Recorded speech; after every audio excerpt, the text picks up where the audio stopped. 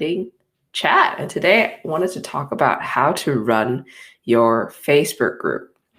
Okay, and so this week I've gotten a few questions about, Facebook pages versus Facebook groups, and we've talked about that already on the channel. And so today I wanted to really dig into how to actually run your Facebook group to make sure that people are engaged.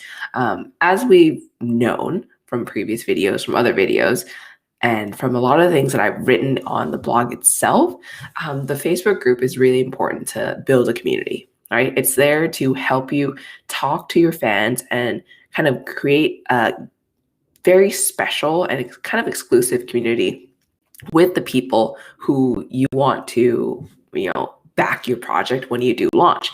Technically, people in the Facebook group is going to grow by having traffic from the internet, pushing them to a landing page, converting people into an email list, and pushing that email list into your Facebook group so that you can talk to them every single day about your project, about what you're building, and have, and kind of hype it up with them. And if you have any questions, if you're watching, feel free to drop it into the comment section because it will appear for me and I'll be able to answer the questions for you too. Okay, so with Facebook groups, what do you do? Firstly, for Facebook groups, make sure that you're listing the Facebook groups as private and listing the Facebook group as visible. If you're listing the group as private, again, it creates an air of kind of exclusivity within the people in the group itself so that you're sure that people who are there or kind of want to be there for the right reasons, right? They can't just click join randomly or like kind of hit the button randomly when they're on Facebook itself and enter your group. And you want to make it visible because now Facebook is changing up their algorithm so that a lot of the time, the content of the page itself, not only the name, but the content of the page itself is kind of being indexed so that you can be found when someone goes into Facebook group, that section, and searches for a concept or an idea that is very related to what you're doing. Okay, so again, private, but visible. The next thing to do for your group is to really, really go deep into the membership questions, okay? Firstly, these people, most of them are going to come from your email list and be directed to your Facebook group. That's for sure, right? We know that. That's kind of our main funnel to get people into your Facebook group to build that community.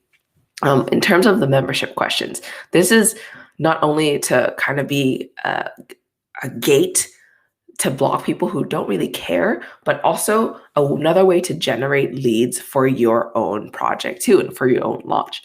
This is because Facebook groups itself, the area, the entity, the ecosystem of Facebook groups, again, there's a lot of searchability that goes into it. There's some people who are out there who are just going to go to the group section of Facebook.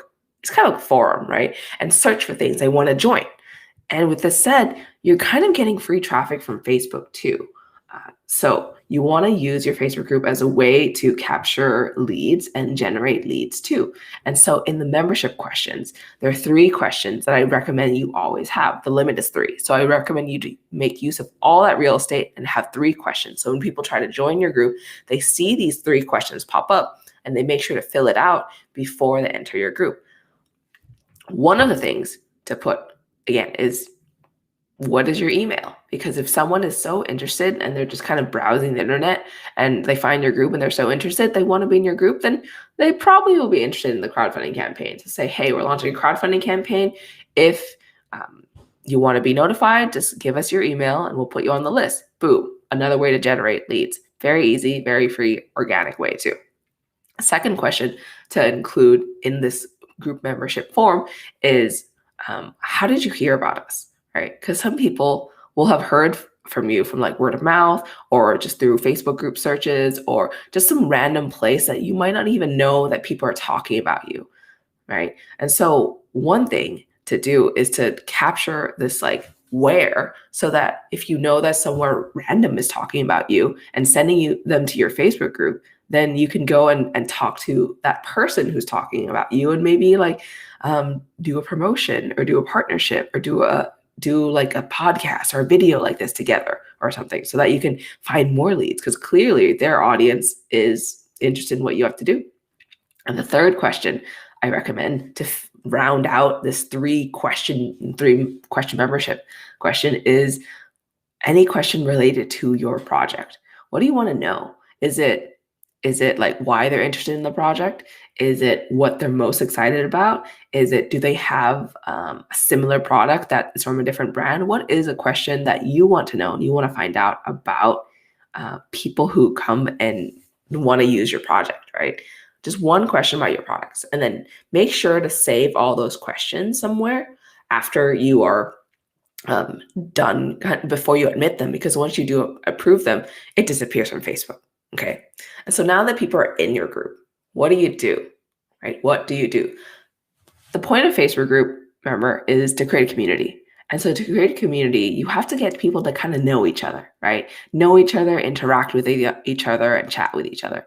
And the best way I found to do that is to really have them introduce themselves, who they are, where they're from, what they're excited about for this project, why they're here, right? Do something fun like that so everyone starts to know each other. In the groups that I run, I make sure to have people introduce themselves so that, one, they kind of get over that fear of talking, right, in the group, being public, being putting themselves out there. And two, other people see who they are, and if they relate to that person, they comment, they like, they engage, they interact. So that's a way to get your community starting to talk to each other. When it comes to these introductions, so this one time, this one person was like, hey, I'm from Montreal in Canada, and someone else in my group commented underneath that they didn't even know each other. And they're like, I'm also from Montreal, Canada. I'm also this person working here. Wow, do we know each other?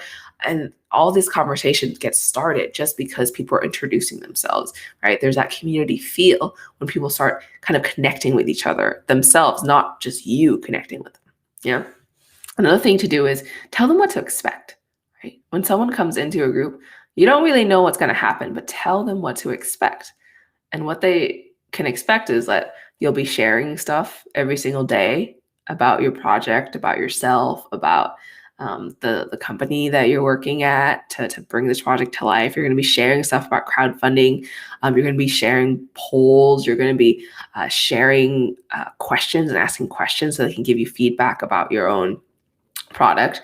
And from here, use your group as a feedback point. Yeah. Like make sure you're there every single day posting something, anything about your project, about your company, about yourself. Post things every day so that people see that you continuously show up, they're going to know that you are dedicated, and they're going to think that you are really, really set on making this come to life. You're going to start building up that know, like, and trust factor for yourself, right? Show up every day consistently. Whenever someone comments on something, make sure to write back, comment back on them, like it, engage with it, so that they know that whenever they say something, it's not going to be left hanging. It's not going to be left high and dry, right? Make sure to engage with your group no matter what happens. If someone introduces themselves, respond, say hello, like, so glad to have you here, right? Have that kind of feedback, that two-way street conversation. Use this as a place for feedback. Ask easy questions, right? A lot of people want to write really long content, which is great, right? If your audience really, really responds to that long form content, this is what I was doing today, this is what was happening, long form content. However, some audiences don't respond to that, right? So if your audience isn't responding to long form content, switch it up. Try short form content, like, hey, here's a question for you, one sentence, what do you think? Or or just ask a question to the whole entire audience. What does your day look like? What did you cook today?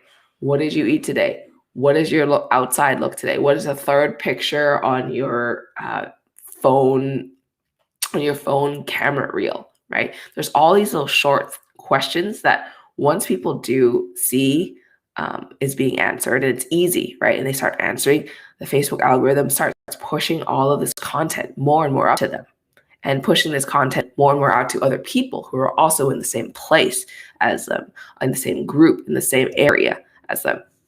And so use this place as a place for feedback. Use this place as a place to build community. Try long form content, try short form content, try questions, and see what people are interacting with, see what people are liking, see what people are commenting. If at first people aren't commenting and you're kind of not sure how to get this to work, right? There's two things you can do. One, you can put in friends and family, right? Friends and family will forever be there for you and help you and comment on things and make sure that your questions are responded to, right? They're going to be there and just show up, right? And honestly, people on the internet don't know they're for your friends and family. So if your group is really quiet at first, bring in some friends and family and let them know, hey, I really want to start engagement in my group and like start building this up because I have this goal of launching this crowdfunding campaign. Yeah. And once you do that, and people and your friends and family start helping you comment and respond to questions and start kind of like putting out that seed of engagement in your group, a lot of people will just not be scared and do it themselves too, right? So that's the first thing you can do.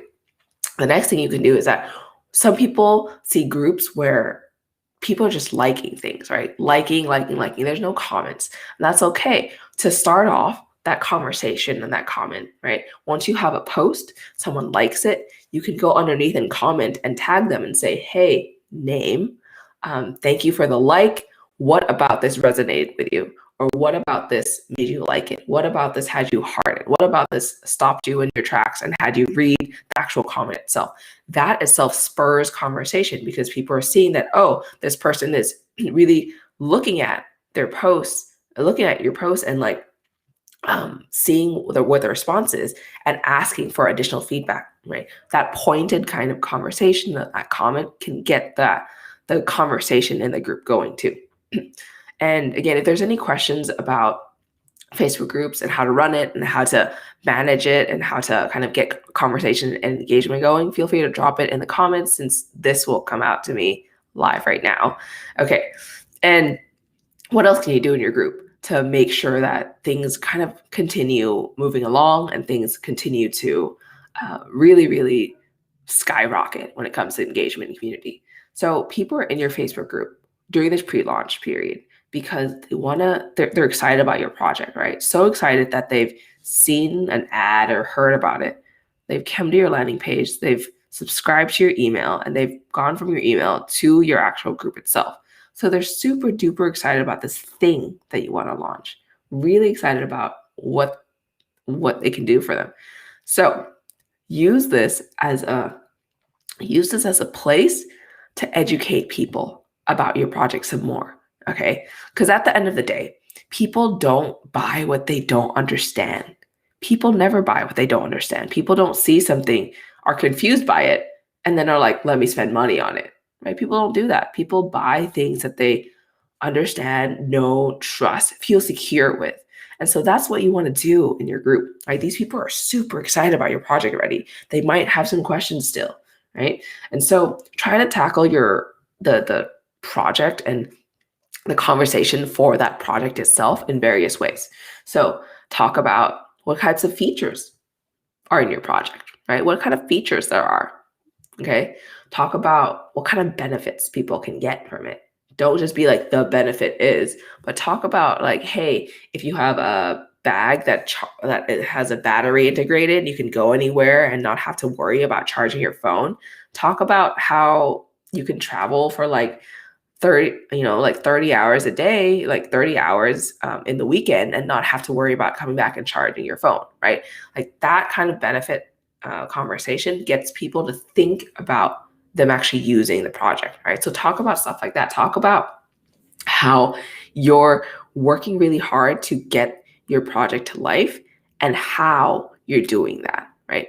How you're doing that, meaning things like, hey, I'm talking to manufacturers. Hey, I'm talking to the fulfillment and trying to figure out shipping right now. Hey, I'm like creating a box. This is what the box looks like. This is what you're going to be opening when you actually get the thing in your hands when we ship, right? So start talking about all these things because it gets people to like know not only that you are here to work on the project, you're for real, and they're going to start knowing, liking, and trusting that you're going to show up, right, with consistent posting and talking about the project. They're also going to start seeing that this can come to life, right? They're not only going to trust the project, but the product, they're going to trust the whole project itself, that they know along the path of what they can follow along the path of what you're doing, and they can follow along the path of like success, right? They're going to know, hey, this person has already worked out some of the kinks in like the zipper, for example, of its clothes. You can say that, hey, there's a kink in the zipper and we finally worked it out and this is what we did. Okay. And speaking of kinks and things that like don't work, share that too. People know that we're not perfect, right? People who back crowdfunding campaigns don't expect a polished product. People who back crowdfunding campaigns expect to pre-order an idea, which is like paying money for something that doesn't exist, and they expect to have it like 3, 6, 9 months down the line. Yeah. But so make sure to talk about your obstacles and your mistakes too. It makes you human. It makes you human in their eyes. It makes you believable and trustworthy that, hey, this person, this founder, this creator runs into problems too, runs into issues too. And the more that you talk about the things that you don't do right, the more people can relate to you, to be honest. As long as you say what you learned from it and how you're fixing the problem, right? So for example, that zipper, if you're finding that the main zipper of your product isn't working and you're like, what do I do? You can talk about that, but then do a follow-up post that say, hey, I figured it out. We went with a different zipper supplier. This is what happened with the old one, yada, yada. That makes it so that people trust what you're doing. Yeah. So these are some of the things that you can do to really make sure that your group is growing, and also make sure that your group is trusting what you're doing, right? And the last thing I wanted to talk about too is kind of like doing kind of group activity together. Okay. Group activities. What does that mean? So you can say that every Friday, for example, you're going to go live and do an AMA, and Ask Me Anything. And so that way your whole group is engaged in bringing questions to the forefront before you actually launch, for example, right? Before you actually go live on Friday. And every Friday, everyone can tune in and ask you questions live too. Right? So that's kind of a group activity. Another thing you can do is maybe interview people who are part of your whole journey itself, like your team members. Interview your team members and have people tune in, right? Another thing is you can say, hey, every Monday, we're going to have something you can vote on, right? Every single Monday, tune in on the announcement section. We're going to have something you can vote on. Or every Tuesday, you're going to have people share something about themselves. So for example, if you have like a kitchen project, right? If you have a kitchen accessory, kitchen tool or something, you say every Tuesday, everyone's going to share a cool recipe, right? That they've been making or they've been using, because everyone clearly is there because they love cooking kitchen stuff in general, right? And so by extension, they probably love to cook. Or if it's like a travel project, every Wednesday you can say, hey, post a picture of a place you've been to and you really liked and tell us a story about it, right? Everyone can get to share something together as a group, as a community. Or if you're doing a game, right? What is the last game that you played that like completely blew your mind, right? And have a picture of it, a story of it, so that everyone gets to share. Yeah. So like those community things, once you get that initial traction, right? Once you get that initial traction and that movement in your group, having those community activities allows your community ties to strengthen, because when people are sharing stuff, other people are commenting, other people are talking to other people, and just building those networks within your own community so that they want to come back because they're forming friends online. They're making friends online, right? Okay, so these are kind of the questions that you ask and you put out when you want to really form that engagement as a next level, advanced level in your community.